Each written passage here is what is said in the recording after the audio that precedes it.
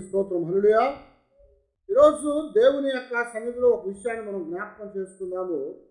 మన జీవితాల్లో దైవ సంబంధమైనటువంటి ఒక దర్శనాన్ని మనం పొందటానికి దాని యొక్క ఆ ముసుగును తీయాలని జ్ఞాపకం చేస్తున్నాం. ఏదైనా చూడాలంటే ఏం చేయబడాలి? అడ్డుగా ఉన్నదాన్ని తొలగించాలి. అడ్డుగా ఉన్నది తీసినప్పుడు అవతల ఉన్నదేదో మనం చూడగలుగుతూ ఉంటాం.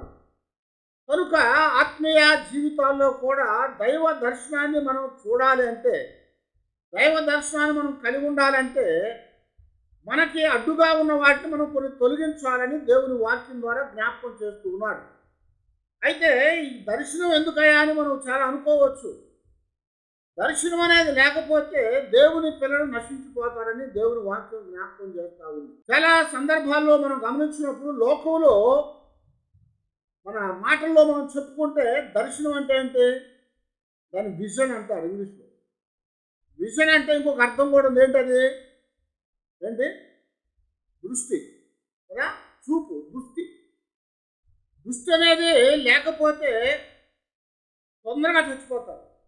ఇక్కడ దృష్టి అనేది కొంతకాలం చూసిన తర్వాత గౌక్కున కళ్ళు పోయింది అనుకోండి, ఏదైనా జబ్బు చేసో దెబ్బ తగిలో ఏదైనా కన్ను పోతే వాళ్ళు కళ్ళు పోయిన తర్వాత ఒక 6 నెలలు సంవత్సరం చచ్చిపోతారు. ఎందుకో తెలుసా? భయం వస్తుంది. కళ్ళు కనపడతలేదు కాబట్టి నేను ఏమి చేయలేనటువంటి ఒక పిరికి వాళ్ళ జీవితాల్లోకి వచ్చి వాళ్ళు ఏమి చేయలేక తొందరగా చచ్చిపోతారు. అలాంటి వాళ్ళని చాలామంది నేను చూశాను. కానీ ఇక్కడ దేవుని వాక్యంలో మనకి ఇక్కడ జ్ఞాపకం చేస్తున్నాడు కదా. సామెతల గ్రంథంలో 29వ అధ్యాయం 18వ వచనంలో ఆ దేవుడు మాట్లాడుతూ జ్ఞాని అయిన సొలొమోను ద్వారా అంటున్నాడు, దేవోక్తి లేని ఎడల జనులు పట్టులేక తిరుగుదురు, ధర్మశాస్త్రము అనుసరించువాడు ధన్యుడు అని ఇక్కడ తెలుగులో అట్లా రాశారు. కానీ ఇంగ్లీష్లో ఏం రాస్తా అంటే, where there is no vision the people will perish అని. ఎక్కడైతే దర్శనం ఉండదో అక్కడ మనుషులు నశించిపోతారు. దర్శనం అంటే లోక సంబంధంగా దృష్టి లేకపోతే మధ్యలో దృష్టిని కోల్పోయిన వాళ్ళు తొందరగా చచ్చిపోతారు. అలాగే దైవ దృష్టి అనేది, దైవ దర్శనం అనేది లేకపోతే మనుషులు చనిపోతారని ఇక్కడ దేవుడు జ్ఞాపకం చేస్తున్నాడు. మనం చనిపోకుండా మనం దేవునితో జీవించాలని, దేవునిలో ముందుకు సాగాలని దేవుడు మన జీవితాలకి కొన్ని దర్శనాలు ఇస్తూ ఉంటాడు, కొన్ని ప్రత్యేకతలు ఇస్తూ ఉంటాడు. వాటిని మనం చూసినప్పుడు మన ఆత్మీయ జీవితాల్లో మనం లోతుగా వెళ్ళటానికి మనకు అది అవకాశాన్ని కలిగించేవిగా ఉంటాయి. ఆ దర్శనం అనేది లేకపోతే కొన్ని సందర్భాల్లో ఆత్మీయతలో మనం లోతుగా వెళ్ళలేము. ఎక్కడ ఉంటామయ్యా అంటే ఒడ్డునే ఉంటాము. దైవ దర్శనం అనేది మనకెంతో అవసరమైంది. ఆ దైవ దర్శనం అనేది మనం కలిగినటువంటి వారంగా ఉండాలి. అది కలిగి ఉన్నప్పుడే మన జీవితాలు దేవుళ్ళలో ఉన్నతమైనటువంటి స్థితిలోకి వెళ్ళగలుగుతాయి. లేకపోతే నశించే వారంగా మనం ఉంటాము. కనుక మనం ఏం చేయాలి అంటే దేవుని యొక్క ఆత్మ సంబంధమైన దర్శనం యొక్క వాస్తవాలను మనం అన్వేషించాలి. వాటిని మనం తెలుసుకోవాలి. వాటిని మనము అన్వేషించడం అంటే ఏంటి? అన్వేషించడం అంటే తెలుసుకోవటం. తెలియంది మనము తెలుసుకోవాలి. దైవ సంబంధమైన విషయాలు, చాలా విషయాలు మనకు తెలియవు. మనము వాటిని తెలుసుకోవాలంటే దేవుని యొక్క దృష్టి కావాలి. దేవుని యొక్క దర్శనం అనేది మనకి కావాలంటున్నాడు. ఆ దర్శనం కావాలంటే మన జీవితాల్లో మనం ఏం చేయాలి అంటే మనకి అడ్డుగా ఉన్న వాటిని కొన్నిటిని మనం తొలగించాలి అని దేవుని యొక్క వాక్యం ద్వారా దేవుడు మనకి ఇక్కడ ఆయన సెలవిస్తూ ఉన్నాడు. వాస్తవానికి దేవుని వాక్యములో మరి ఒక స్పష్టమైనటువంటి ఆధ్యాత్మికమైన దర్శనము లేకుండా మనము సులువుగా తప్పిపోయే వారంగా ఉంటాము. సులువుగా మనము పడిపోయేటువంటి వారంగా ఉంటాము. మన జీవితంలో దేవుని మార్గంలో నడవాలంటే దైవ దృష్టి కావాలి. అందుకనే జ్ఞానైన పౌలు గారు వాడు మాట్లాడుతూ కొరింథీ పత్రిక అంటాడు కదా, మనం ఎలాగ నడుచుకోవాలట? వెలి చూపును బట్టి కాదు కానీ విశ్వాసము ద్వారా మనం నడుచుకోవాలంటున్నాడు. వెలి చూపును బట్టి కాదు, విశ్వాసం ద్వారా నడుచుకోవాలన్నాడు. వెలి చూపును బట్టి నడుచుకుంటూ ఉంటే చాలాసార్లు ప్రమాదాల్లో పడుతూ ఉంటాము. ఆత్మీయ జీవితాల్లో వాడేదో చేశాడు కదా, మనం కూడా అలాగ చేయొచ్చు అనుకుంటే వాడు పాడైపోయినట్టుగా మనం కూడా పాడైపోతాము. లేదు వాడు అలా చేయట్లేదు కదా, మనం చేయకపోతే ఏమవుద్ది అనుకుంటే అప్పుడు కూడా ఏమవుతాము, వాడు చేయకుండా పాడైపోయాడు, మనం కూడా చేయకుండా పాడైపోతాం. గమనించారా? ఒకడు కొన్ని చేయకూడని చేసి పాడైపోయాడు, ఒకడు చేయవలసింది చేయకుండా పాడైపోయాడు. వాళ్ళని మనం అనుసరించి వాళ్ళు అలాగున్నారు వీళ్ళు ఎలాగున్నారని పైకి చూసి మనం అనుకుంటే మనం కూడా వాళ్ళకిలా ఓ దినాన పడిపోయేటువంటి వారంగా ఉంటాము, పాడైపోయేటువంటి వారంగా ఉంటాము. అలాంటి వారి గురించి దేవుని వాక్యంలో పౌలు గారు చాలాసార్లు జ్ఞాపకం చేశాడు. అలెగ్జాండరు హోమేరి అనేటువంటి వారట వారు కంచరగాడిదల వంటి వారైపోయారు. ఎందుకంటే వారు విశ్వాసంలో ఉంచి తొలగిపోయి భ్రష్టులైపోయారు అని జ్ఞాపకం చేశారు. విశ్వాసంలో ఉంచి తొలగిపోయి భ్రష్టులైపోయారు. కనుక మనము మన జీవితాల్లో దేవుని మార్గంలో తొలగిపోకుండా, భ్రష్టులు కాకుండా, విశ్వాసాన్ని పోగొట్టుకోకుండా దేవుల్లో మనం ముందుకు నడవాలంటే తప్పనిసరిగా దైవ దర్శనం అనేది మన జీవితాలకి అవసరమైంది. అది కలిగినప్పుడే మనం వాటిలో నడుచుకోగలుగుతాము. అందుకని ఇక్కడ పౌలు గారు మాట్లాడుతూ 1 తిమోతికి రాసిన పత్రికలో 1వ అధ్యాయంలో 6వ వచనం 7వ వచనం ఆయన జ్ఞాపకం చేస్తూ అంటాడు కదా, కొందరు వీటిని మానుకొని తొలగిపోయి తాము చెప్పు వాటినైనను నిత్యమైనట్టు రూఢిగా పలుకు వాటినైనను గ్రహింపగా పోయినను ధర్మశాస్త్రోపదేశకులై ఉండగోరి నిష్ప్రయోజనమైన ముచ్చట్లకు తిరిగిరి అని జ్ఞాపకం చేస్తున్నాడు. ఏమన్నాడు? కొంతమంది మానుకొని తొలగిపోయారు, కొంతమంది కొన్ని చేయకూడని వాటిని చేసి ఏం చేశారు, వారు కూడా తొలగిపోయారు. ఎందుకనే దావీదు చక్కటి ప్రార్థన చేస్తాడు, దేవా నీ యొక్క నీతి మార్గములో నేను తొలగిపోకుండా నన్ను నడిపించు, నా కనులకు వెలుగును కలుగు చేయి, నా ఆత్మకు శాంతిని కలుగు చేయి, నేను ఎల్లప్పుడూ నీ మార్గంలో నడవటానికి నన్ను చెయ్యి పట్టుకొని నడిపించు ప్రభు అని చెప్పి దావీదు దేవుని యొక్క సన్నిధిలో ప్రార్థన చేస్తూ ఉంటాడు. అయితే ఇక్కడ దేవుని యొక్క నామములో మనము దైవ దర్శనాన్ని మనం ఎప్పుడు కూడా మర్చిపోయేటువంటి వారంగా ఉండకూడదు. దేవుని సంబంధమైనటువంటి ఆ యొక్క దృష్టిని మనం కలిగేటువంటి వారంగా ఉండాలి అని చెప్తాం. అందుకనే పౌలు గారే అపోస్తుల కార్యాల్లో 26వ అధ్యాయంలో 19వ వచనంలో రాజు అయినటువంటి అగ్రిప్ప ఒక దినాన మరి ఆ చెరలో ఉన్న పౌలుని పరీక్షిస్తూ ఉన్నాడు. కాబట్టి అగ్రిప్ప రాజా ఆకాశము నుండి కలిగిన ఆ దర్శనమునకు నేను అవిధేయుడను కాక అని చెప్పాడు. ఏమన్నాడు? ఒకసారి దర్శనం కలిగినప్పుడు, దృష్టి కలిగినప్పుడు అందులోంచి తొలగిపోకూడదు. ఆ దృష్టిని మనం కలిగి ఉండాలి, ఆ దర్శనాన్ని మనం కలిగి ఉండాలి, ఆ దర్శనం ప్రకారంగా మనం నడవగలిగినటువంటి వారంగా మనం ఉండాలి అని చెప్తున్నాడు. అందుకని ఇక్కడ అగ్రిప్ప రాజుతో అంటున్నాడు, నాకు పరలోకములో నుంచి దైవ దర్శనం కలిగింది. ఏమైందట? పౌలు గారికి దర్శనం వచ్చింది, పరలోకములో నుంచి దైవ దర్శనం వచ్చింది. కాబట్టి ఆ దర్శనాన్ని చూసిన తర్వాత నేను అందులో నుంచే తొలగిపోవాలనుకోవట్లేదు, ఆ దర్శనానికి నేను అవిధేయుడిగా ఉండాలనుకోవట్లేదు. చాలామంది దర్శనాలు వచ్చినా సరే వాటిని పట్టించుకొని విడిచిపెడతా ఉంటారు. దేవుని దృష్టి మనకు కలుగుతూ ఉన్నా సరే కొన్నిసార్లు మన దృష్టి అలా లేదు కాబట్టి దానిలో నుంచి పక్క వెళ్ళిపోతూ ఉంటారు. అని పౌలు అంటున్నాడు, నాకు కలిగినటువంటి ఆకాశం నుండి వచ్చిన ఆ దర్శనాన్ని బట్టి నేను అవిధేయుడును కాను అని చెప్తున్నాను. ఎప్పుడు కూడా మనము దేవుని యొక్క దృష్టి లేకపోతే దైవ దర్శనానికి అవిధేయులుగా ఉండకుండా జాగ్రత్తగా ముందుకే నడుచుకోవాలని దేవుని వాక్యం ద్వారా జ్ఞాపకం చేయబడతా ఉంది. అలాగే మరి అపోస్తులైనటువంటి యోహాను గారు కూడా దేవుడు దర్శనాన్ని ఇచ్చాడు.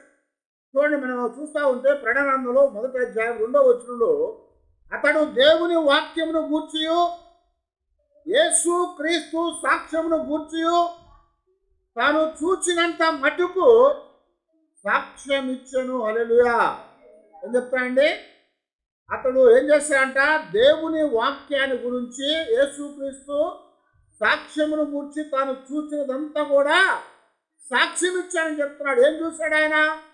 దర్శనాన్ని చూశాడు. అవునా? యోహాను గారికి ఏం కనపడింది?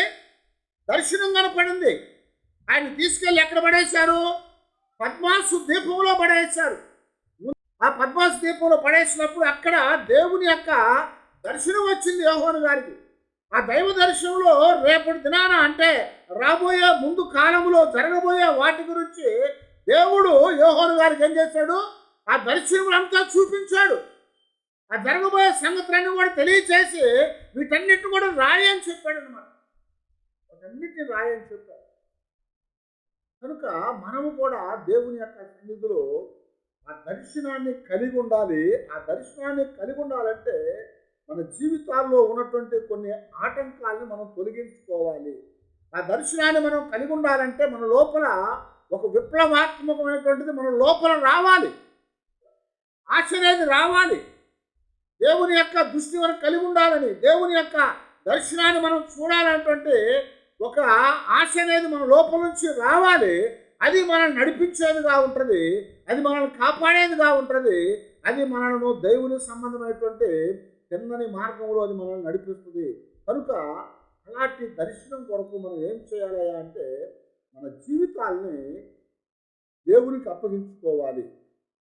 ఇక్కడ దేవుని సన్నిధిలో మరి అలాంటి పరలోక సంబంధమైన దర్శనం కొరకు మరి 3 విషయాలు మనకి ఇక్కడ జ్ఞాపకం చేయబడుతుంది. ఎలాగ పొందగలుగుతాము? ఆ దర్శనం ఎలాగ మనకు వస్తుంది? ఆ దర్శనాన్ని మనం ఎలాగ చూడగలుగుతామే అంటే దేవుడు ఇక్కడ 3 విషయాలు జ్ఞాపకం చేస్తున్నాడు. ఒకటి ఏందయ్యా అంటే మొట్టమొదటిది మనము జ్ఞాన ఆత్మను ప్రత్యక్షతను పొందగలిగిన వారంగా ఉండాలి. స్పిరిట్ ఆఫ్ విజ్డమ్ అంటారు. Spirit of wisdom and revolution అండి. రెవల్యూషన్ అంటే ప్రత్యక్షత. ఆ ప్రత్యక్షత అలాగే ఆత్మ సంబంధమైనటువంటి జ్ఞానం అనేది మనము పొందాలి. అది పొందినప్పుడు మన జీవితాల్లో దైవ దర్శనాన్ని చూడటానికి అవకాశం ఉంటుంది. ఆ దర్శనాన్ని మనం కలిగి ఉండటానికి అవకాశం ఉంటుంది అని చెప్తున్నాడు. అందుకే ఇక్కడ పౌలు గారు చెప్పినట్టుగా ఎఫెసీయులకు రాసిన పత్రికలో 1వ అధ్యాయము 17వ వచనంలో మనకు రాస్తున్నాడు, ఆయన చూపుచున్న తన శక్తి యొక్క అపరిమితమైన మహాత్మ్యమెట్టిదో మీరు తెలుసుకొనవలెనని మన ప్రభు అయిన యేసుక్రీస్తు యొక్క దేవుడైన మహిమా స్వరూపేగు తండ్రి తను తెలుసుకొనుట యందు మీకు జ్ఞానమును ప్రత్యక్షతయును గల మనస్సు అనుగ్రహించున్నట్లు నేను నా ప్రార్థనల యందు మిమ్మును గూర్చి జ్ఞాపకము చేయుచున్నాను. హల్లెలూయా. ఏం చెప్పాడండి? జ్ఞానమును గూర్చిన ఆత్మ ప్రత్యక్షత మన జీవితాల్లో మనము కలిగి ఉండాలంటున్నాడు. ఆ జ్ఞానమును గూర్చినటువంటి ఆత్మ ప్రత్యక్షత అనేది అంటే దైవ ప్రత్యక్షత అనేది మన జీవితాల్లోకి వచ్చినప్పుడు మనము దేవుని యొక్క ఆత్మీయ సంబంధమైన దర్శనాన్ని చూడగలుగుతాం. ఆ దర్శనాన్ని పొందగలుగుతాము.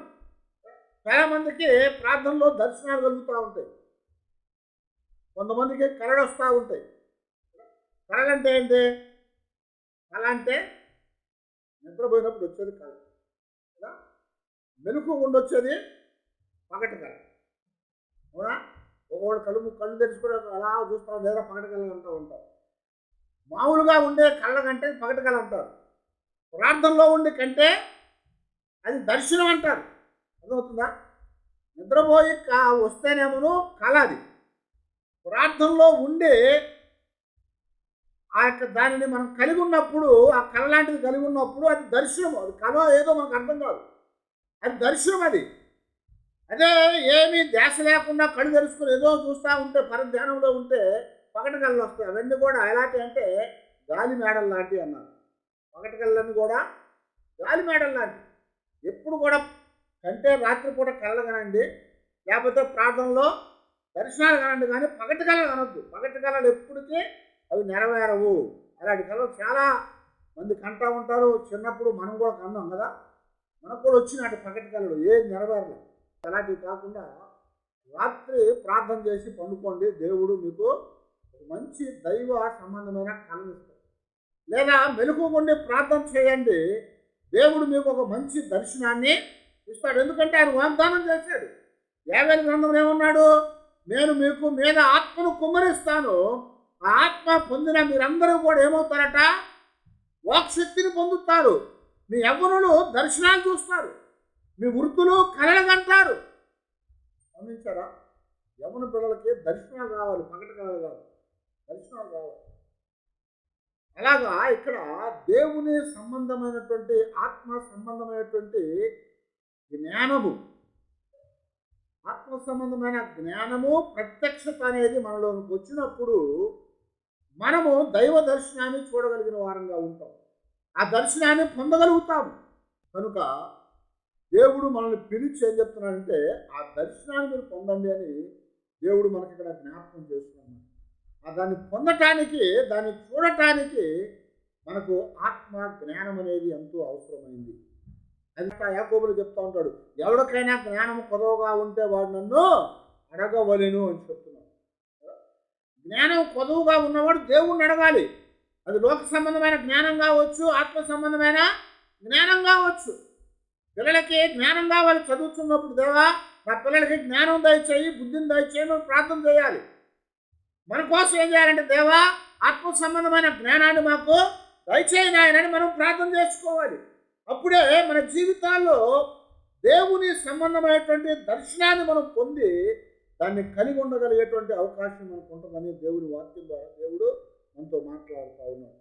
ఆ యొక్క ప్రత్యక్షత, ఆత్మ జ్ఞానం ఉంటే మన జీవితాల్లో దర్శనాలు చూడగలుగుతాం, ఆ దర్శనాన్ని పొందగలుగుతాం. అందుకనే యోహాను గారికి పద్మాస్ దీపంలో పడేసిన తర్వాత ఆత్మ జ్ఞానం వచ్చింది, దేవుని ప్రత్యక్షత వచ్చింది. ప్రయాణంలో 1వ అధ్యాయం 10వ వచనం చూడండి. ప్రభువు దినమందు ఆత్మ వశుడనై ఉండగా ఘోర ధ్వని వంటి ఒక గొప్ప స్వరము నీవు చూచుచున్నది ఆ పుస్తకములో రాసి ఎఫెసు, స్మరణ, పెర్గమ, తుయతైరా, సార్దీసు, ఫిలదెల్ఫియా, లవోదికయను 7 సంఘములకు పంపమని చెప్పిందంట. ఏం చెప్పిందంట? ఆయన ఆత్మ జ్ఞానంతో నింపబడ్డాడు, ప్రత్యక్షత కలిగింది ఆయనకి. దేవుని ఆత్మ చెప్తుంది కదా, ఇదిగో నీవు ఇప్పుడు చూస్తున్న దాన్ని ఏం చేయమన్నాడు? పుస్తకంలో రాసి సంఘాలకు పంపు అని దేవుడు యోహాను గారికి ఒక ప్రత్యక్షత ఇచ్చాడు. అదే ప్రకటన గ్రంథం. మనకి ఆ ప్రత్యక్షతలు ఏదైనా అంటే జరగబోయేవి అని భవిష్యత్తు కాలజ్ఞానాన్ని ఆయన తెలియచేశాడు. అదే 4వ అధ్యాయం 2వ వచనంలో కూడా మరొకసారి ప్రత్యక్షత కలిగింది. ఆ తర్వాత 17వ అధ్యాయము 3వ వచనంలో మరోసారి ప్రత్యక్షత వచ్చింది. ఆ తర్వాత 21వ అధ్యాయం 10వ వచనంలో కూడా మరలా దేవుని యొక్క ఆత్మ జ్ఞానము ప్రత్యక్షత యోహాను గారికి కలిగి దేవుడు చూపించిన వాటిని పుస్తకంలో రాశాడు. అవన్నీ కూడా మనకి ప్రకటన గ్రంథంలో మనకి పొందుపరచబడ్డాయి. అవి దేవుని యొక్క దర్శనాలు అని జ్ఞాపకం చేస్తున్నాం. కనుక మొట్టమొదట మనము దర్శనాన్ని, దేవుని యొక్క దర్శనాన్ని, దైవ సంబంధమైనటువంటి ఆ దృష్టిని మనం కలిగి ఉండి దాన్ని పొందాలంటే ఆత్మ సంబంధమైనటువంటి జ్ఞానాన్ని కలగాలి. ప్రత్యక్షత అనేది మన జీవితాల్లోకి వచ్చేట్టుగా మనము చేసుకోవాలి. అప్పుడే మనము దాన్ని పొందగలుగుతాము అని దేవుని వాక్యం ద్వారా దేవుడు మనకి ఇక్కడ జ్ఞాపకం చేస్తున్నాడు.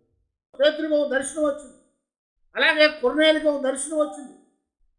కొర్నేలికి ఒక దర్శనం వచ్చినప్పుడు ఆ దర్శనంలో దేవుడు చెప్తున్నట్టుగో నువ్వు మనుషులను పంపించి ఒప్పేకి పంపించు, అక్కడ చర్మకారుడైన సీమోను ఉంటాడు, అతని ఇంటి దగ్గర సీమోను పేతురు అనేవాడు ఉన్నాడు కనుక అతన్ని పిలిపించుకొని నా మాటలు విను అని దేవుడు కొన్నేళ్ళకు చెప్పాడు. ఎలా చెప్పాడు?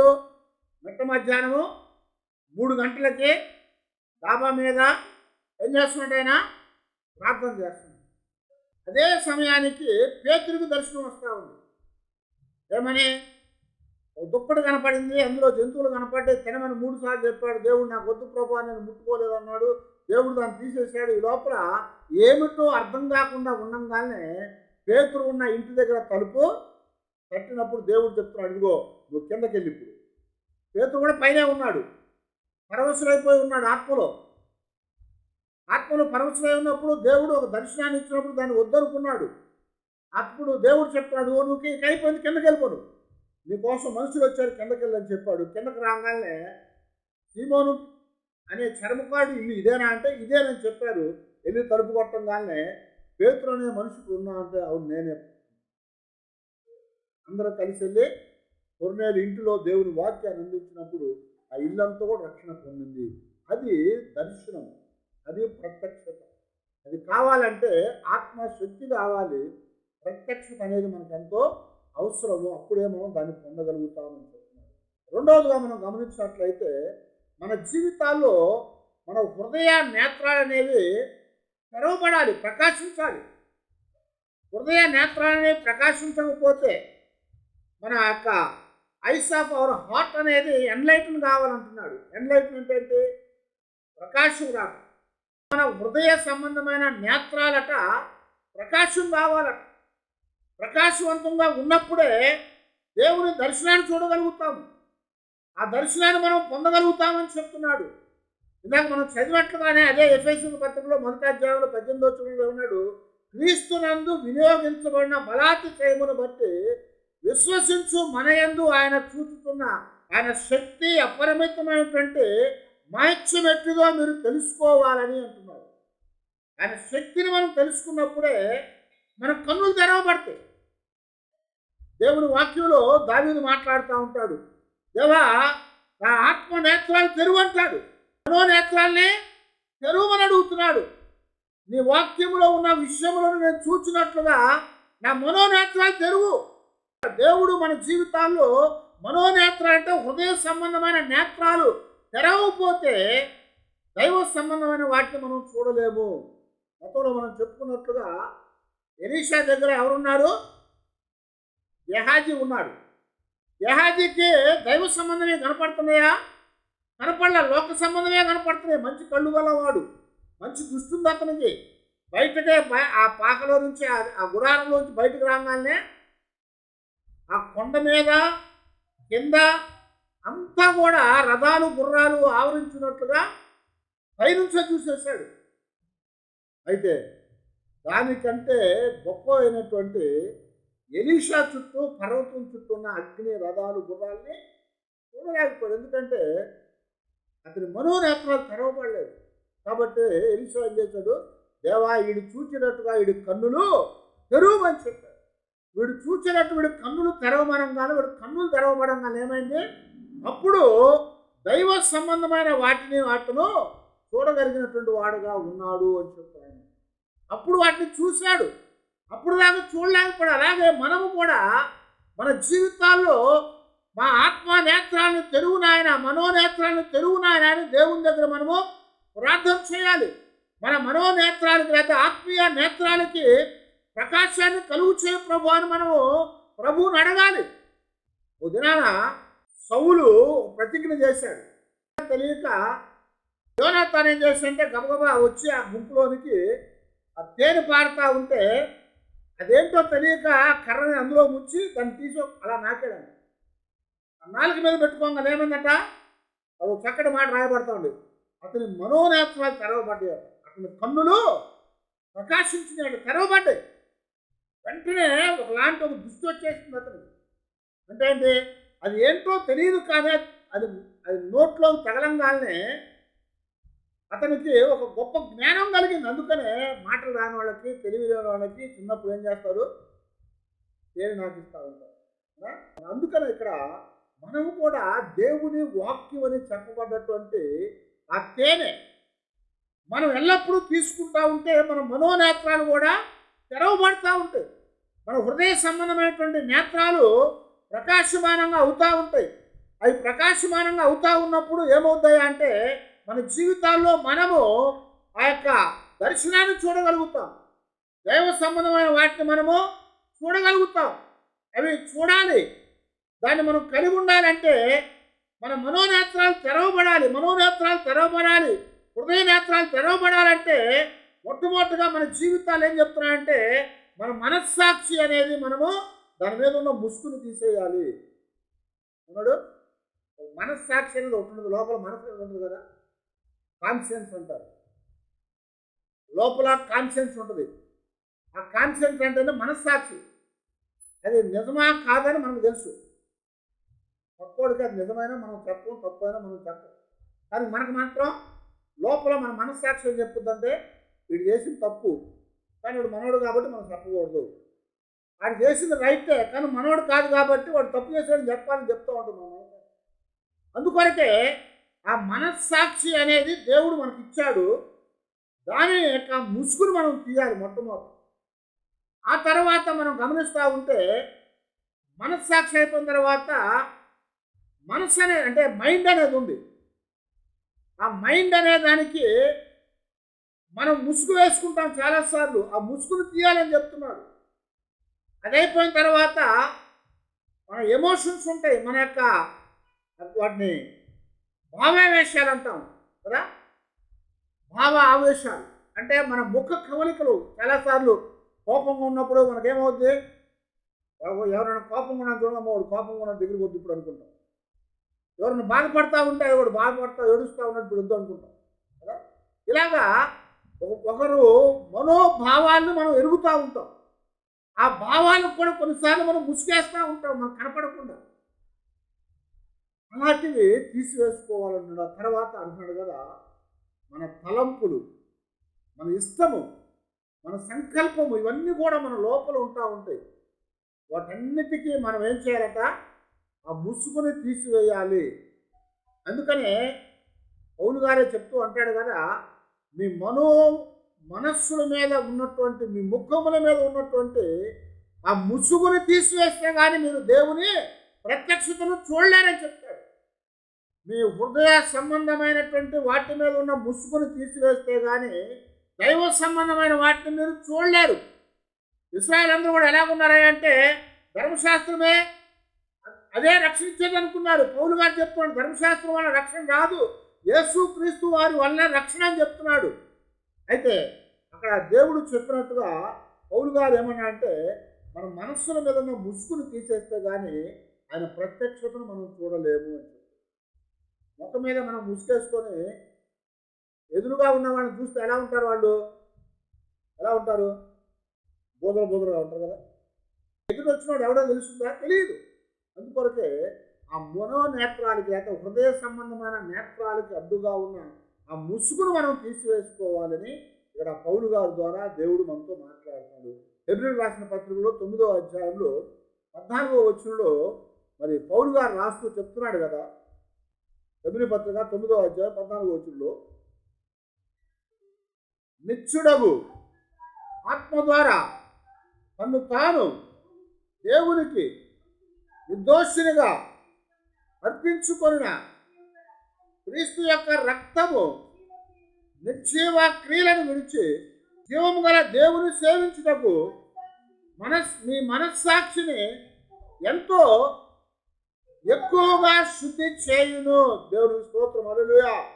ఏం చెప్తున్నా అంటే మా మనస్సాక్షి గట శుద్ధి చేసుకోవాలంటే ముసుగును తీసేయాలి, అడ్డుగా ఉన్నదాన్ని తొలగించుకోవాలని చెప్తున్నాడు.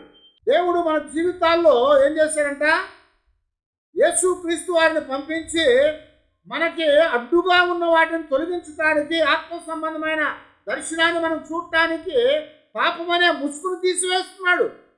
అందుకని యెషయా గ్రంథం రాస్తాడు, దేవుడు మనం రక్షింప నేరకుండానట్లుగా ఆయన చేతులు, యెహోవా చేతులు కొరచువి కాదు. ఆయన మనల్ని చూడకుండా ఉన్నట్టుగా ఆయన నేత్రాలు మందమైనవి కాదు.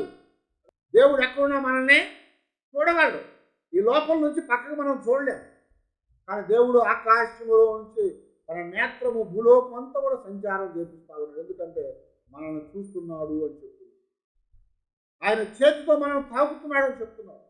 కనుక ఆయన చూడకుండా మరి ముట్టకుండా మనకు ఉండటానికి, రక్షించకుండా ఉండటానికి కారణం ఏంటంటే పాపం అనే ముసుగుందని చెప్తున్నాడు. మీకును దేవునికి మధ్యలో అడ్డుగా ఉన్న పాపం అనే ముసుగు, ఆ ముసుగు అనేది తీసేయబడాలి. ఆ ముసుగు మన మనస్సాక్షికి అడ్డగా ఉంటుంది. దాన్ని తీసివేయకపోతే దేవుని ప్రత్యక్షం చూడలేవు, దేవుని దర్శనాన్ని చూడలేము, దాన్ని పొందలేము. ఈరోజు చాలామంది దేవుని దగ్గరికి రాలేకపోతా ఉన్నారు. ఎందుకంటే వాళ్ళ మనస్సుల మీద ముసుగు వేసుకున్నారు. వాళ్ళ యొక్క జీవితాల్లో హృదయాలకి ముసుగు కప్పుకున్నారు. ఆ ముసుగు లోపల ఏముంటుందో వాళ్ళకి కనపడుతుంది, కానీ బయటదేది కనపడదు. అందుకే అది తీసివేస్తే దైవ సంబంధమైన ప్రత్యక్షత, దైవ సంబంధమైనటువంటి ఆ దర్శనాన్ని మనము చూడగలిగిన వారంగా మనము ఉంటామని దేవుని వాక్యం ద్వారా దేవుడు మనకి జ్ఞాపకం చేస్తున్నాడు. అలాగే మరి మన యొక్క అదే ఎబ్రీ పత్రికలో 10వ అధ్యాయం 22వ వచనం కదా, మన మనస్సాక్షికి కల్మషము తోచకుండునట్లుగా ప్రోక్షించబడిన హృదయములు గలవారమై నిర్మలమైన ఉదకముతో స్నానము చేసిన శరీరములు గలవారమై ఉండి విశ్వాసముతో ఆత్మ నిశ్చయత కలిగినటువంటి వారమై యథార్థమైన హృదయముతో మనము దేవుని సన్నిధికి చేరుదము. హల్లెలూయా. ఎలాగట, మన మనస్సాక్షికి అడ్డు లేకుండా, కల్మషం లేకుండా ఉన్నటువంటి వారంగా, ప్రోక్షించబడినటువంటి హృదయాలు కలిగినటువంటి వారంగా, నిర్మలమైన ఉదకముతో స్నానము చేయబడినటువంటి వారంగా, నిశ్చలమైనటువంటి ఆత్మశక్తి కలిగినటువంటి వారంగా, యథార్థమైన హృదయాలతో దేవుని సన్నిధిలో మనం చేరినప్పుడు ఆ దర్శనాన్ని మనం చూడగలుగుతాము, దానిని మనము పొందగలుగుతామని దేవుని యొక్క వాక్యం ద్వారా దేవుడు మనకి ఇక్కడ మన జ్ఞాపకం చేస్తుంది. కనుక మూడవదిగా మనం గమనిస్తూ ఉన్నట్లయితే దేవుని యొక్క దర్శనాన్ని చూడాలి, దాన్ని పొందాలి అంటే మనము మన జీవితాల్లో మనము ఏం చేయాలంట, ఆ యొక్క ప్రకాశము దాని మీద పడేట్లుగా చేయాలి. మనకు వస్తువులు కనపడుతున్నాయి అంటే దాని అర్థం ఏంటి? మనకు సైన్స్ బాగా తెలుసు కదా, ఖగోళం. మనం ఏదైనా వస్తువు చూడాలంటే మన కంట్లో వెలుతురు పడితే చూస్తామా? వస్తువు మీద వెలుతురు పడాలి, అవునా? చీకటి అయిందనుకో, ఆ టార్చ్ లైట్ వెలిగించి మన ముఖానికి పెట్టుకుంటే అంత కనపడుతుందా? ఏది కనపడదు. కానీ అది టార్చ్ లైట్ వెలిగించి ఎదురు వేసినప్పుడు ఆ ఎదర ఉన్నటువంటి వస్తువుల మీద వెలుతురు పడి అవి మనకు కనపడతా ఉంటుంది. అందుకని ఇక్కడ ఏమన్నా అంటే ఆ యొక్క అదృశ్యంగా ఉన్నటువంటి వాటి మీద దేవుడు ఇచ్చినటువంటి ఆ వెలుగుని పడేట్లు చేసుకోవాలి. మనం కనపడకుండా ఉన్న వాటి మీద ఆ వెలుతురు పడేట్లు చేయాలి. అప్పుడే ఆ వస్తువు మనం చూడగలుగుతాం. దేవుని దర్శనం అక్కడ ఉంది, మనకు కనపట్టలేదు. ఆత్మ జ్ఞానము ప్రత్యక్షతను కలిగినప్పుడు మనోనేత్రాలు తెరవబడితే, మన హృదయ నేత్రాలు తెరవబడితే ప్రకాశిస్తాయి. అప్పుడు ఏమవుతుందంటే ఆ వెలుతురు వెళ్ళి ఆ వస్తువు మీద పడుతుంది, ఆ యొక్క దర్శనం మీద పడుతుంది. అప్పుడు ఆ దర్శనాన్ని మనం చూడగలిగిన వారంగా మనం ఉంటాము అని చెప్తున్నాం. ఎందుకంటే దేవుని యొక్క వెలుగు మనకు బయలుపరిచాడు ఆయన. ఆ వెలుగు చూసి మనం వెలుగుతూ ఉన్నాము. యోహాను గారు మాట్లాడితే ఏమన్నాడు? ఇప్పుడు వెలుగై ఉన్నాడు, ఆయనందు చీకటి ఏమాత్రము కూడా లేదు అని చెప్తున్నాడు. దేవుడు వెలుగై ఉన్నాడు, ఆయనలో చీకటి లేదు. కానీ చీకటి అనేది ఎక్కడుంది? చీకటి అనేది ఎక్కడుంది? మన దగ్గరే ఉంది, లోకంలో ఉంది. ఆ లోకంలో దేవుడు ఉన్నాడు, దేవుని యొక్క దర్శనం ఉన్నది. దాన్ని చూడాలంటే ఆ లోకంలో ఉన్న చీకటి మీద ఏం చేయబడాలంటే దేవుడు బయలుపరిచినటువంటి ఆ ప్రకాశం దాని మీద పడేట్లుగా మనం చేయాలి. ఆ ప్రకాశం దాని మీద పడేట్లుగా చేయాలని మన చుట్టూ ఉన్న చీకటిని మనము పారతోలుకోవాలి అని చెప్తున్నాం. మన చుట్టూ ఉన్న చీకటిని మనం పారతోలుకుంటే కానీ దేవుని యొక్క దర్శనాన్ని మనము చూడలేం, దేవుని యొక్క దర్శనాన్ని మనం పొందలేమని చెప్తున్నాడు. అది చేయాలంటే కొంత అభ్యాసం అవసరమైంది, కొంత శ్రమ అనేది అవసరమైంది. గమనించారా? ఏదైనా సాధించాలంటే ఏం చేయాలి? కష్టపడాలి కదా. పిల్లలకి ఉద్యోగాలు పాస్ అవ్వాలంటే కష్టపడి చదవాలి, ఉద్యోగాలు రావాలంటే కష్టపడి మంచి పరీక్షలు రాయాలి, అవునా? అయితే ఇక్కడ కూడా ఏం చెప్తున్నా అంటే దేవుని దర్శనం మనకు కావాలంటే మనం కూడా కొంత ప్రయాసం, అభ్యాసం కావాలి. అందుకనే పౌలు అంటూ ఉంటాడు, భక్తి విషయంలో ఎవరికి వాడు ఏం చేసుకోవాలంట? సాధనం చేసుకోవాలి. భక్తి విషయంలో ఎక్సర్సైజ్ చేసుకోవాలంటున్నాడు. ఆ ఎక్సర్సైజ్ దేనికయ్యా అంటే దైవ సంబంధమైన వాటిని మనం చూడటానికి, ఆత్మ సంబంధమైన వాటిని మనం చూడటానికి ఆ ఎక్సర్సైజ్ మనకు అవసరమైంది. ఎప్పుడో 5 సంవత్సరాలకు ఒకసారి ఒలింపిక్స్ వస్తాయని ఆడకుండా ఇంట్లో కూర్చొని ఒలింపిక్స్ అనౌన్స్ చేసినా వెళ్ళాడు అనుకోండి, ప్రాక్టీస్కి అప్పుడు గెలుస్తారా? వాడు గెలవడు. ఎందుకని?